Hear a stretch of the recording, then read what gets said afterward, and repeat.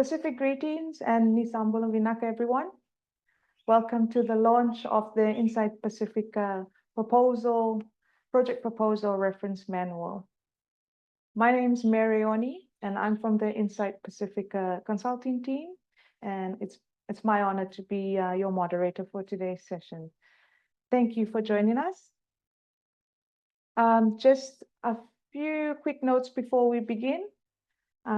This is being an online webinar series. It's only an hour long, but we are recording this session, and the recording will be uploaded to the Insight Pasifika YouTube channel and shared publicly later this week. We are delighted to be joined by representatives from civil society organizations and other organizations across the Pacific, Fiji, including Fiji, Papua New Guinea, Samoa and Tonga, Solomon Islands and Vanuatu, countries where we worked with partners on the ground to help design this and develop this manual. A warm welcome also to our colleagues from the UK Foreign Commonwealth and Development Office and the wider development partner community that will be joining us. The objective of today is very simple. We want to launch and share the manual with you. We'd like to share a bit on the highlights of its components and encourage everyone to engage with its content. Our key message is that organizations in the Pacific working on climate resilience can access finance and translate it into implementation if we are able to draft strong proposals tailored to the required criteria.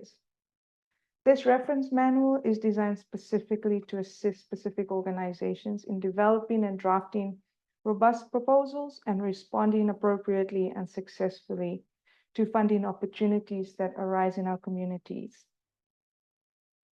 To walk us through the manual's components and introduce the website, I'd like to hand over now to Alan Illingworth from the Insight Pacific consulting team to walk us through the reference manual. So over to you, Alan. Bulvinaka, Noia Maori, everyone. My name is Alan Moore. I'm joining you all from Suva in Fiji, and it's my honor and privilege to speak a little bit around the genesis and history of how the manual has come about, and also the kind of connections to the website and a few other things that Oni had mentioned earlier. So I think what I'd like to firstly speak on is an acknowledgement of the main donor partner, which Oni had mentioned, the Foreign Commonwealth Development Office of the United Kingdom, which put quite a bit of funding to allow for a number of country workshops across the Pacific, and also the engagement of the local teams. But I'll speak more to not just the money, but also to the approach in which they took, which has really allowed this to be a project that has been a journey built upon the experiences, learnings, and collective knowledge that both Talanoa Consulting and all the local consultants from across the Pacific that were involved in this initiative, including myself and my team here at Moake Consulting, to really allow for us to pull that collective knowledge and experiences through our engagement with all the civil society partners and government partners and participants that attended each of our sessions, to iterate and adapt each stage of the development of the manual with amendments, knowledge, and reflections that has come to this final version that we're about to launch. So it has not been something that has been developed in isolation. It has been something that has continuously been informed by your feedback and by those of us in the Pacific. So a little bit more on the history. FCDO approached Talanoa initially with with some funding that they wanted to put forward to as part of a small grants program. And the idea was that trying to upskill and build the capability of Pacific civil society organizations to prepare and submit better proposals to access some of that funding. Talanoa Consulting, given their strong stance on localization and locally led knowledge, really highlighted that this provided an opportunity for us to continuously co-develop this approach for small grants program, and to prepare a manual that would best reflect the lived reality that a lot of civil society organizations have in the Pacific. And some of the opportunities or challenges that they experience when trying to write proposals, some of the capabilities that needed to be addressed in order to develop this, and also highlighting that Talanoa had various bits of knowledge products that had been developed from past initiatives that could potentially be built upon to support this project going forward, and also then bringing in our engagement as part of the team to co-develop and co-design this manual. So my sincere appreciation to the FCDO team for creating a space that allowed a lot of us that are on the call today to really shape and lead what this would look like. And even at a country level, whenever we had a proposal development workshop being convened in Tonga or in Solomon Islands, the British High Commission would send a representative to speak and support. So there was this real engagement and recognition to allow for the co-design and co-development of the manual. The manual itself now has reached the stage where, with each iteration of one of the workshops that were run, we were able to gather feedback from each of the participants. We did tailor the manual to the key parts of the project cycle, from design to implementation to monitoring and evaluation and learning, to also highlighting the importance of gender equity, disability, social inclusion, and cross-cutting issues such as climate change. So we really tried to cover a broad spectrum of things that were important for us to consider in the various roles that we play in civil society in terms of project management, but recognizing the key issues that are so vital for the development in the Pacific and often misunderstood. So with each module that we delivered, we tried to build in the learnings and the knowledge to the next draft of the manual. And each iteration of the draft has tried to strengthen with the feedback from each of the countries. So a big appreciation to all the local consultants who are on the call today, who really supported the facilitation and delivery of those trainings and the feedback that we received, and the post-workshop reflections, because that really informed, as I said, this journey of collective knowledge and collective learning that has now been encapsulated in the final product, which is the manual that we're looking to launch today. Now, I'll shift a little bit to connecting the manual, and it's now being uploaded under the banner of Insight Pasifika. So I've spoken about the consulting teams that were involved, and what does this have to do with Insight Pasifika, you ask? Well, I'm so glad you asked. So Insight Pasifika is a concept or vision that Marita and I and a few others on the team have started to come together to really say, beyond our organizations and so Insight Pasifika isn't an organization at this stage. As I said, it's really a vision to bring together collective knowledge and also networks from across the Pacific Islands around this space, to really look at reshaping some of the development thinking that we're looking to push from a Pacific perspective. So that includes products like this, like the manual, that gives some tools and methods that might be useful for you, to templates that might be useful to consider when you're doing project development. But for those of us that are also working monitoring, evaluation, and research, we were hoping to build upon these shared skills and start to build a network across the Pacific where we will be uploading and creating this community that can access these online resources. So Insight Pasifika is really a labor of love from those of us involved, because there was no funding behind it, and it continues to be something that a few of us have tried to build and support its establishment and launch. So we did have a small launch with using some of the FCDO funding, which was very kindly spoken.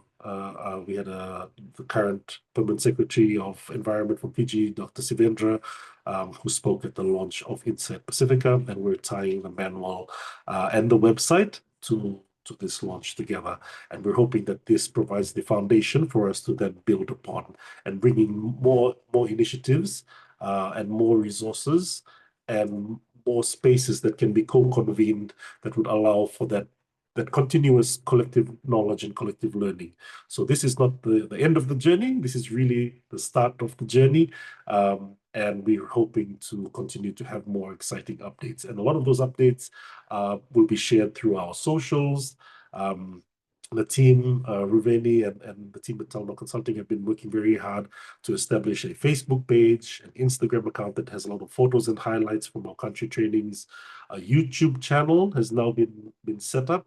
And the links, as I understand, will be in the chat for this session. So that YouTube channel is really looking to bring in interviews with grant proposal writers who share their tips and best practices, and also allows for the past consulting series that Talanoa used to convene online. So there's older clips, as I said, there's a lot of local knowledge around localizing Pacific climate consulting series, and we will continue to put new content going into the future. So we're starting to really envision for 2026 some podcast or video discussion Talanoas. So stay tuned. These are things that we're really excited to build under the Insight Pasifika banner.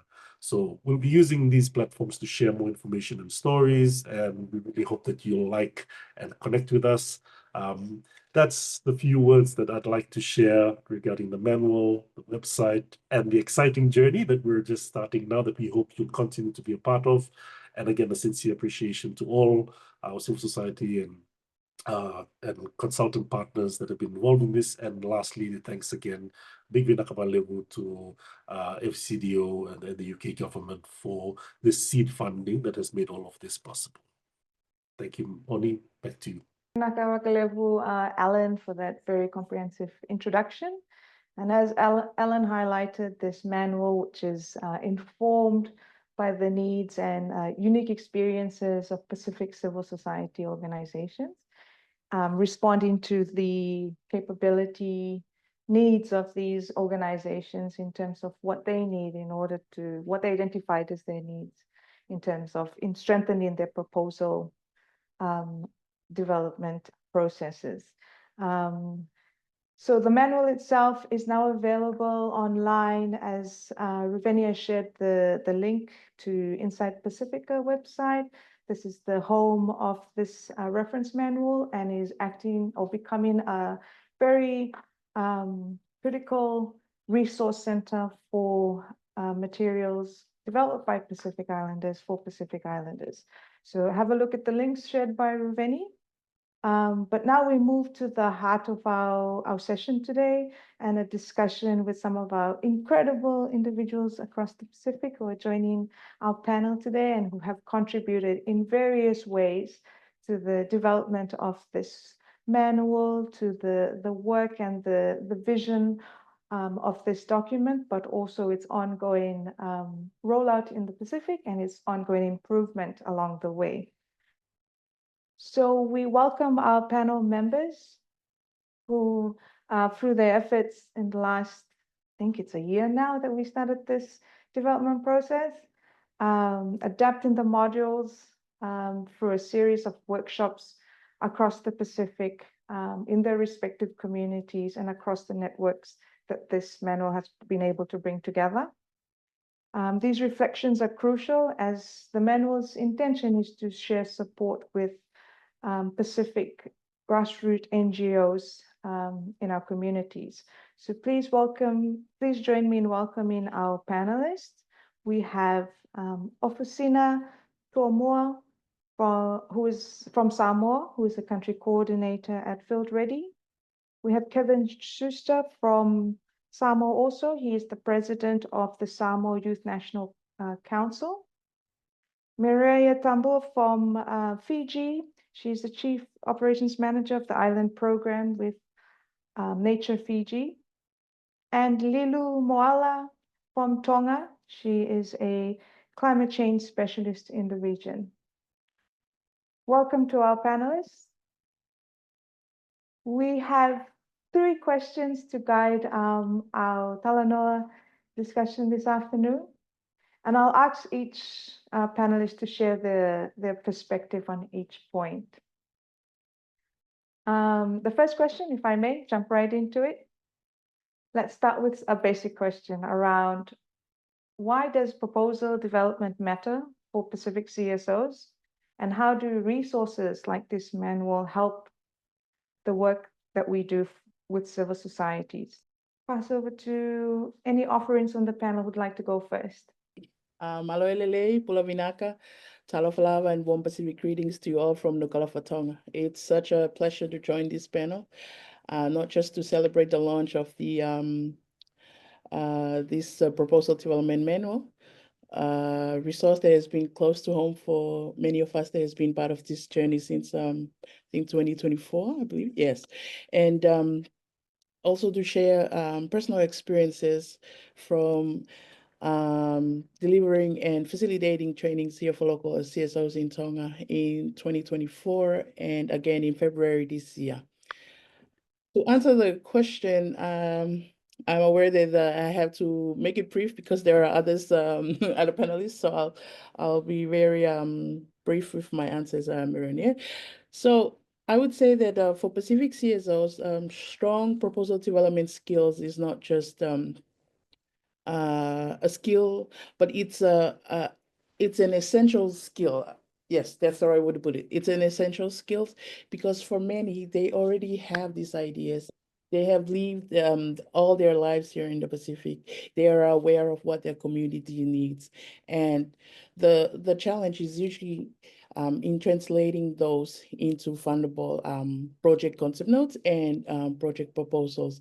And for this manual, I see that this manual will bridge that gap. It will help these local CSOs, especially those small, unregistered, community-based CSOs. It will help them not just to express their priorities, but it will also help them tell their stories, speak to the funders' requirements, and aligning not just their community needs and priorities, but with that of their countries and also with that of the funders. So it's really, the manual will really bridge that gap, and I'm so happy that that we finally have this manual out, and I look forward to using it to support the local CSOs in developing concept notes and project proposals. And I think my last answer to the initial question is that this manual is not just a guide, a Pacific guide to developing proposals. It's actually a confidence builder. It's, you know, it's there in with a Pacific values or principles, and it's there. It was written by Pacifica people, and it's for our Pacific people to use. So bravo to the Inside Pacifica team for having this. And yeah, as a consultant, I look forward to using it as a reference material from here onwards. Thank you. Thank you, Lilu. Officina, over to you. I see your mic. Oh, it's on. Oh, hi, Talofalava, everyone. I think just building on what Lilu has spoken about is the value of having the manual as an easy reference for anyone who is in the space of crafting sexy and lovely looking proposals for development partners to really have that buy-in, because the needs are very present in country at the different contexts that we have worked in. It's beautiful to see that there is this greater force coming from inside Pacifica to rally up networks, to have people have creative thinking and have some sort of guideline or like a blueprint to help the CSO sector tap into. I think one of the greatest things in Samoa specifically, we were able to align with our strategic partners, such as the Samoa Umbrella for non-governmental organizations, because they pick it up after what we did, we were able to synergize some of the strengths that we had in this manual, in conjunction with what they already have in place, because it's one of the skills that they constantly teach in the country. And this was really like a a 2.0 version to allow that dialogue to happen. One of the key highlights, I think, that really helped break down the barrier of accessing financial climate finance was the having the intergenerational dialogues with having CSOs who are established in country, and having CSOs who are new in the space and are young and full of energy. So that intergenerational dialogue was very important in Samoa, because we saw that there's a lot of fire that the young people bring, and there's also a lot of intelligence and mana and that our older, more matured CSO had. So those were some of the key takeaways that I wanted to share, other than just having a blueprint for us to follow. But there is a lot more mana to it than just black and white crafting and material that we have on file. Thank you both, Lilu and Afosina, for flagging that confidence building, but also the partnerships and networks on the ground that has been connected through this manual, but also the specific insights in terms of ensuring that what's in this manual reflects the voices and needs of Pacific organizations, young and younger. Next panelist, I will hand over to, I think it's Miraya that I can see. Miraya Pinaka. I share very similar sentiments to what the other two panelists have just shared.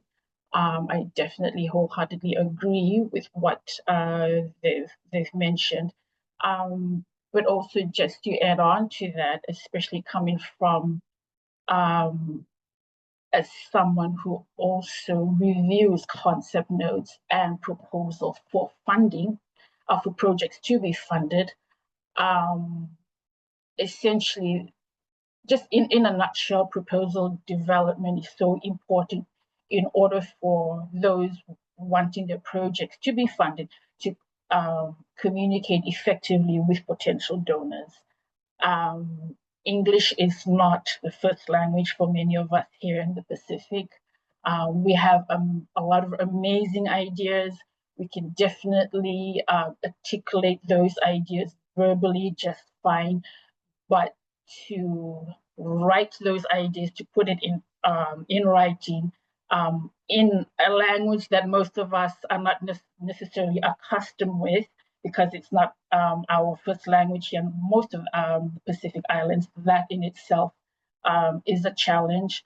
But also to articulate ideas in written English that also aligns with our donor priorities, that in itself is a mammoth task.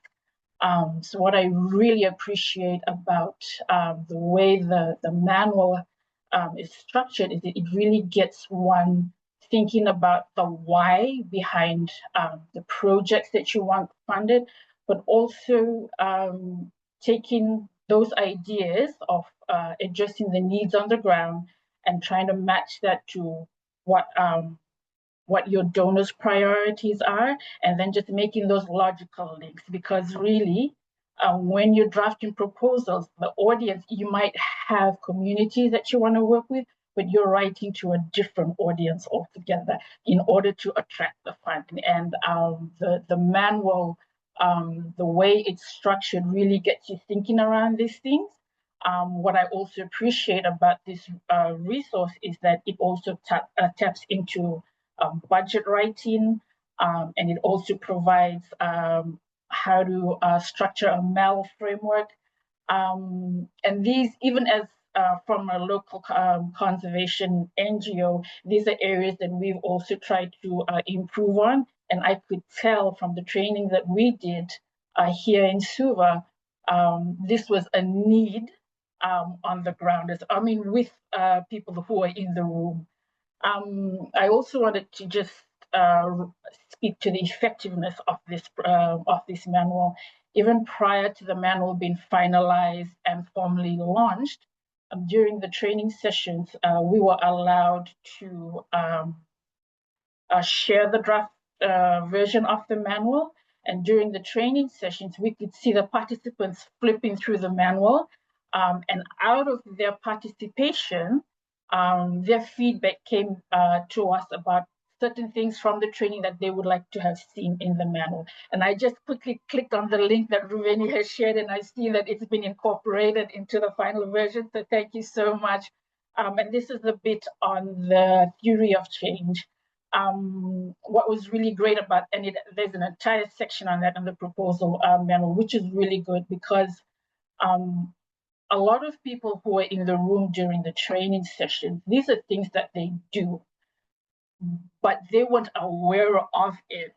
So when we sat in the session on writing compelling narratives, all these things on how to build on creating that theory of change came up strongly. And that was one of the feedbacks from the participants in SUVA. And in the room, we had a lot of NGOs and even independent consultants who deal with conservation work here in Fiji and also in the region as well. So yeah, even before you finalize the manual, it was very effective. And months after that training session, I also got feedback from participants who were in the room that they were sharing knowledge from that manual with their colleagues. So congratulations to all of you who have been involved in getting the manual written up and finalized. Well done. Thank you, Mirai, for that initial insights. I will hand over to our final panelists on the first question, and then we can kick off more discussions afterwards. But before I do, if there are any questions from the audience that may arise, either to our panelists or to Alan, who's online, please use the chat box to drop in any questions. But over to you, Kevin. Thank you. Hi, everyone. I'm Kevin. I'm the president for the Samoa National Youth Council. So I do agree, and I echo what the other panelists have mentioned for the need for proposal development and also the ideas like the manual that we're launching today. It's very important for NGOs because I think the landscape of NGOs, speaking specifically about Samoa, there's just a few established NGOs, and it's almost like those are the NGOs that can do this because they've got the capacity to do proposal to write proposals, and especially complicated ones based on the development partners requirements. But the training that we had, to answer this question, the training that we had really opened up a lot of opportunities, or in terms of capacity building for us as emerging NGOs to develop or rather enhance. So I think for some of us, it's really to enhance the skill, but to some, it's to sort of develop it. Yeah, so we're very looking forward, and we're thankful for this manual, knowing that we'll definitely use it going forward. And I believe that that's the purpose of this great initiative, is to help CSOs, and I know civil society, and also NGOs. I understand from our training that a lot were very keen to the point where they're asking for a refresher. So in the event that there's no refresher, but there's the manual that they can actually allude to upskill them in terms of trying to respond to all these calls for proposals, that are available from time to time. Thank you, Kevin. Thank you to the 4 panelists for sharing your initial insights on why this resource is important, and flagging lots of things. And it's pretty much linked to our second question, our next question, which is reflecting again on your engagement with the development of this resource. How has the training itself made a difference in your work, in your respective areas, working with community groups on the ground, or as consultants and so forth. I believe many of you spoke to some examples already in your initial reflections, around ensuring the language is friendly and understandable, but also connecting the work that our grassroots communities already do to the very much technical language that these donor criteria require around theory of change, monitoring and evaluation. And just as important was all that feedback that was provided to improve the manual that came out. And it was many rounds and rounds. The Ruvenian team did such a great work in ensuring that, yes, we hear from the Pacific voices around, yeah, this doesn't work, can you do this better, or so forth, and try and capture that. But also with Kevin's last point around, one thing is to have the manual. And I know us Pacific Islanders, we like to meet each other and talk to each other. We have a learning environment where we are facing one another and hearing each other's voices, so that refresher or that ongoing engagement. So back to the panelists for anything you'd like to add in terms of your engagement and how this has made a difference in your work during the rolling out of training, whether you were leading the training or attending any of those sessions. Maybe I'll start out again with Lilu, if you'd like to add anything, and we do the same round. Again, I'd share from my experiences from conducting the proposal development trainings here in Tonga. I would say that the trainings, they really helped demystify proposal writing for a lot of the training participants. It actually broke down all these complex donor requirements and even this multiple pages templates into step-by-step hands-on exercises, the use of symbol language. And it's amazing to come across participants who are like, whoa, so it's not really that hard, it's just a matter of understanding what the donor, what do they actually require for the proponents of for these CSOs to submit. And having said that, I think I would like to add that the trainings, especially the one that we held in February this year, the trainings was delivered in Tongan, full Tongan. The use of the local vernacular, I believe it really transformed the learning environment for the training participants. And the sessions, it was more inclusive, the elders, the local women from the local communities, they became more engaging, and they were able to contribute and collaborate confidently with not just myself and Ruben as the facilitators, but also with the other participants. So having said that, I think delivering the training in the local vernacular, it really add value to the locally led capacity building efforts. It when you train your people in your own language, and in context, the learning, at the end of the day, the learning really sticks, and then that create immediate impact. And for participants to provide positive feedback on the, having the training done in the local vernacular, that it's really a plus, and it should be strengthened or even promoted for government agencies to follow a similar style. I think that's a big difference, I would say. But that's from my experience, Jaren. Thank you. It's amazing, Lilu. We have the beauty of having that capability to deliver the training in our own language. Because in our sessions in Samoa, we were able to use bilingual language, and for those who had very limited expression in English, we're not saying when English is not our language, it's always a second language, but to be able to have a manual that's founded on the Pacific way and Pacific tools of expressing our ideas, to tell our own stories.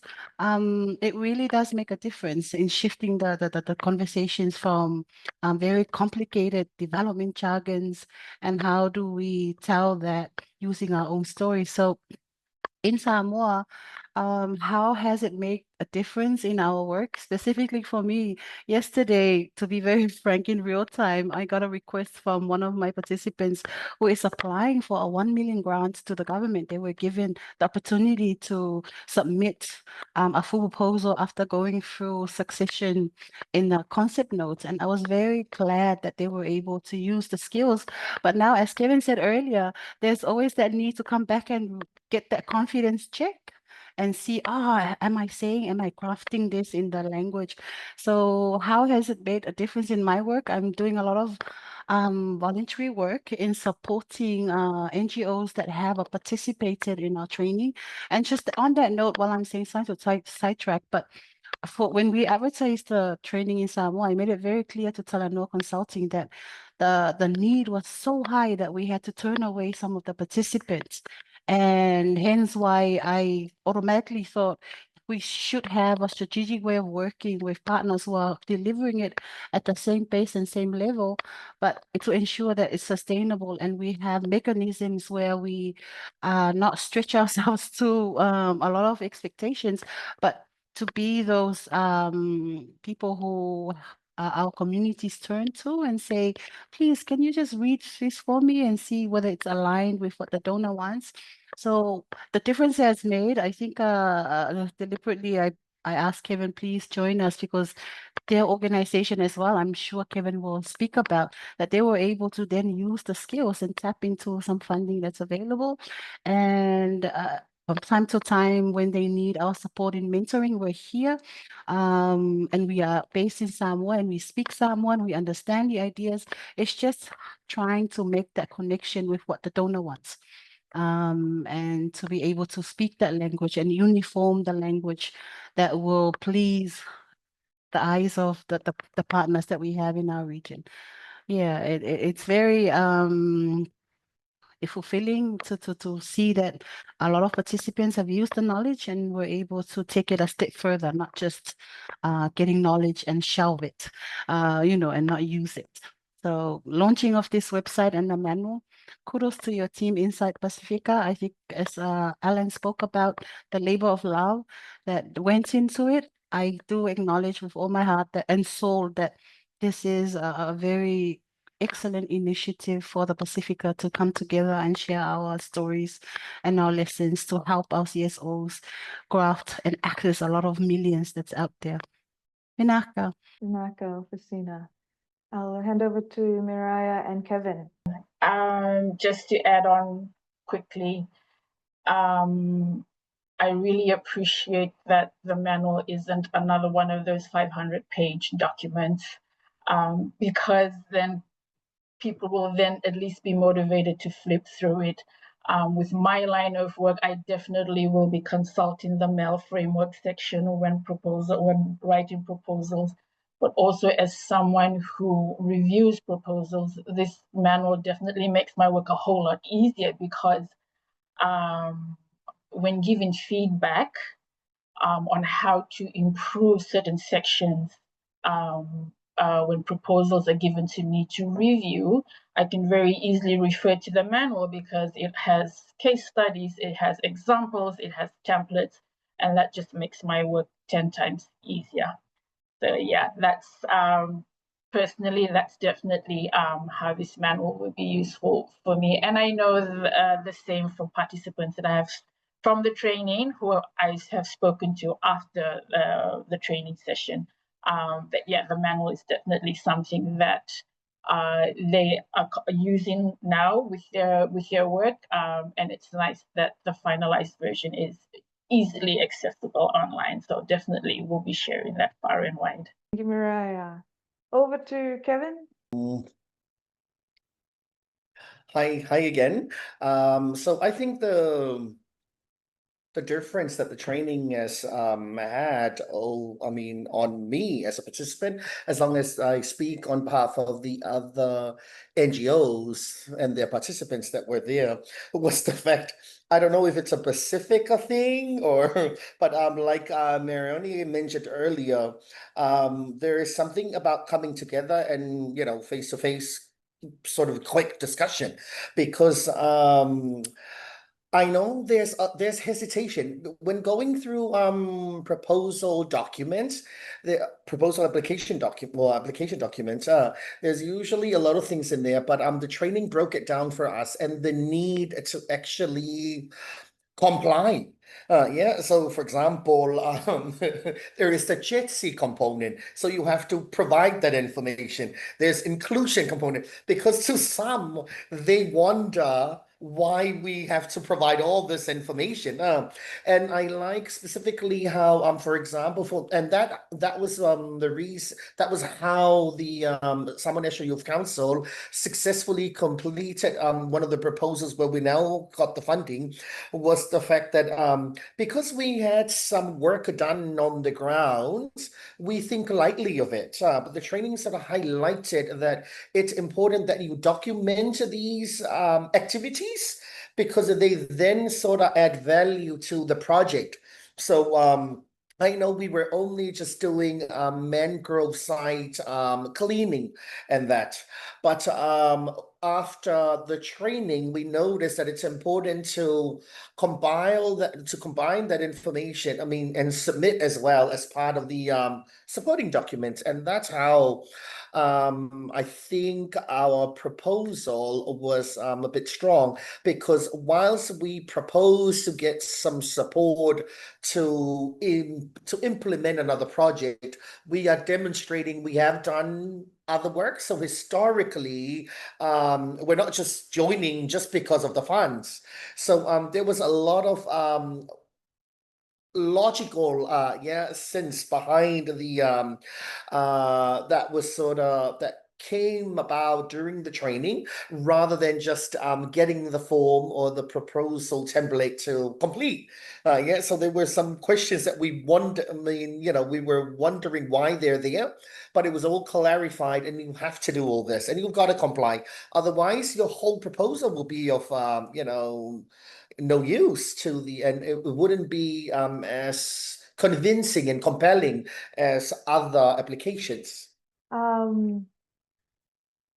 We're almost to the end of our call together, and I see that there's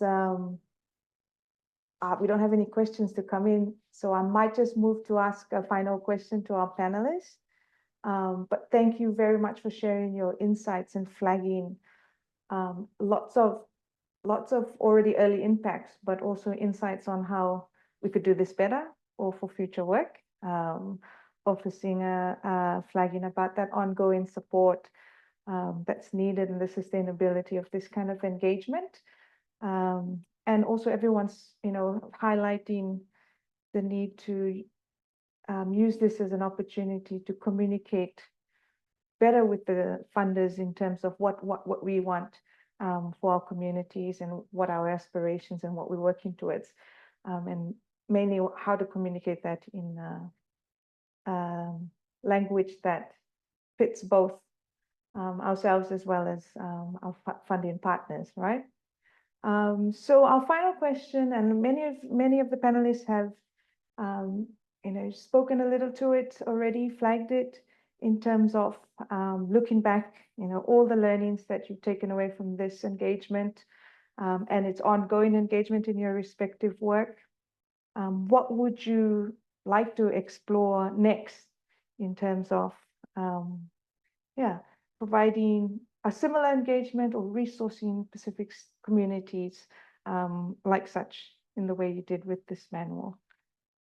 Any takers for any final thoughts? After conducting facilitating these proposal development trainings here in Tonga, I would say that one of the biggest takeaways for me is that proposal writing is more than a technical skill. It's a form of empowerment. and I was very fortunate to contribute to the empowerment of local CSOs when it comes to concept node and project proposal development. I think we can all agree that proposal development is not something entirely new. For generations in the Pacific, we have all done all sorts of proposal development, whether it is sitting down after church service and discussing it with our Faifeao and or the Talatala, what's our priorities to talk to the local chiefs about, or whether it is sharing cover bowls during cover sessions and deciding on who should we talk to about the needs for perhaps playgrounds for our children or for a weaving house for our women. I mean, it's not entirely new, and we all have our ways of putting forth proposals. But what's new is just the language and the structure of the funders. They all have all these requirements and all these templates, and that's where the manuals and the trainings, that's where they come in, and then it's just there just to empower the CSOs. And having said that, I think my next move then with this manual is working closely with local CSOs to translate it into Tongan. There was a lot of interest in our trainings to have this available in the local vernacular for use at the community at the grassroots level. So that's my next move. I think other than that, if I may just add on, I think it's important to always add our uniqueness into our proposals, into our storytelling, telling the story from our context, from how we see it, how we experience it, how we live it, so that at the end of the day, the donors we are also inviting the donors onto our same canoe and the same boat to also share what we're going through and perhaps understand our perspective and where we're coming from, and hopefully support our proposals. Because I believe, when the Pacific people, when we tell our stories in our own voices and in our own ways, I think that's when change, or that's when real impact happens. And having said that, I think again, just want to congratulate Inside Pasifika for this manual, and also I would like to thank FCDO for the opportunity to train local CSOs on proposal development. And don't be too surprised if we put forth a proposal to help with our translation and publishing of our material, of our manual in Tongan. Thank you. I just wanted to say that I think the next steps from Samoa alone, it will be nice to have more collaborations with Insight Pacifica and Talanoa just to continue the momentum. As we all know, in our Pacific way, it takes a bit of time before things are cemented. So I would highly recommend our development partners, hopefully the leadership from Insight Pacifica will push this forward. But noting that there's a diversity in how our contexts play into the role. For instance, I mentioned earlier the strategic partnership that we have with Sango. I was able to bring in Sango to help me co-facilitate because they know the sector really well. I know it too, but from their lens, from the grassroots lens, it's a superpower. And I would say for Samoa, if anything, it would be to invest more into this space with the leadership of Inside Pacifica, but at the same time, contextualize and weave how we can institutionalize the ways of working so that our umbrella networks in Samoa who are supporting the CSO sectors in Samoa are also strengthened. And that way we are able to empower and to pass on the legacy of what we're trying to achieve here, that is further amplified by other partners such as the umbrella NGOs in our Pacifica nations, because I understand that there is an umbrella NGO in every. So not only it will be very helpful for us, the consultants who are in the private sector supporting CSOs, but we're also building dialogues of the CSOs with their partners in their respective countries. I think that will be my advice in moving forward. Kaftaitili lava. Thank you and congratulations to all the team for the hard work. Pinaka. Inaka Fusina. I'll hand over to Mariah and Kevin for the last words. Thank you, Marioni. Yeah, so just looking back at the experience, I think, you know, in Fiji, we do it in English. If we could probably do it in other languages, but then we might need 10 half days rather than the 2 days that we did with the training. But what I really appreciated from what the facilitators did with the training session was we made it interactive. And I think that's where learning really is effective if you get the participants to be as interactive as possible. So there was a point where they were doing their own budget templates. There was a point where one of the facilitators was getting our participants to make paper planes. And then we had Gina come in with the Jetty section and making everyone do their power walk. So just those having the participants also engage in an interactive manner was quite effective in terms of learning and grasping the concepts of proposal development. It would be nice to see, and you know, coming out of the training, what I really also appreciated was a lot of these participants were meeting each other for the first time. They were learning what the other organizations were doing, and they could make connections. And so they did exchange contacts so that for future opportunities, if it came up, they would partner on proposal writing. And so it would be really nice to see if any of them have been successful, or even if they haven't been successful, that it'd be nice to see if they've actually tried to write up proposals, if they've partnered together and submitted proposals, and how we can, if there's any way, support them better, because similarly to what the other 2 lovely ladies have just said, that ongoing mentorship is so important. Yeah, that's all I wanted to share. And again, thank you very much, Talano Consulting and Insight Pasifika, for including me on this, and really congratulations on just getting this together. I know it certainly wouldn't have been easy, but I've had a look at the finalized version and it looks absolutely fantastic. Congratulations. To the organizers, Talano Pacifica and Insight, for the opportunity as well, and to be included in this incredible opportunity, and also at the same time thanking them for the coming up with an idea that is now really useful and for us here as on the ground as NGOs.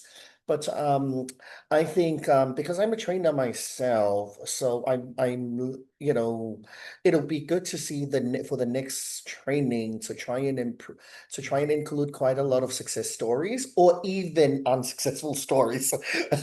Yeah, but as long as we could then sort of look into a data of who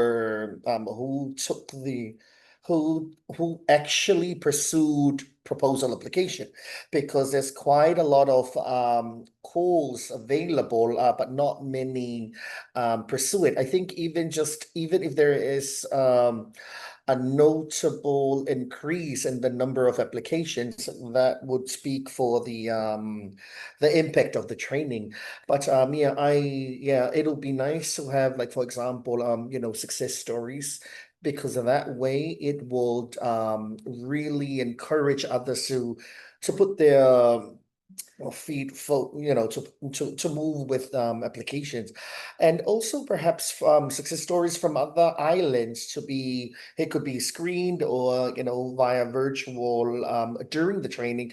But that way, even the Samoan, I would say that the Samoan NGOs would see that this training is indeed important and useful, not just Samoa but also other Pacific islands. Yeah, so that would it'll be outside of our shores, but same thing, to the same message or same objective that this training is trying to achieve across the Pacific. It's for the improvement of all the NGOs.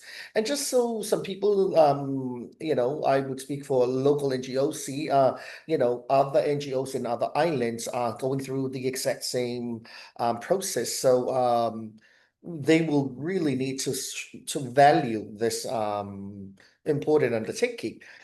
That's pretty much it. But I think everything else has been relayed by our other panelists. Thank you. Thank you, Kevin. And thank you to our other panelists for your insightful reflections and for flagging how valuable, tailored, but also very contextualized resources are in our respective communities and our cross-learnings across our islands. And also where there's opportunities to do more. Yes, we're launching the manual today, but we are on the starting line of taking this forward. So all the feedback from your respective experiences in your countries, but also cross-learnings across Pacific Islands is really helpful to improving the work that we roll out with our partners, but also providing that critical resource and support to our local NGOs and CSOs. We've reached the end of our call, so I just really am surprised how fast the time went. I could listen to our panelists for another hour or another so-and-so days of workshops, so thank you very much. And we look forward to, hopefully engaging more and taking this this work forward together with Inside Pasifika, Rubeni and Ellen and team. We'll move now to some closing remarks, and to deliver our closing remarks, we are delighted to welcome our development partner and friend from FCDO, Billy Shelby.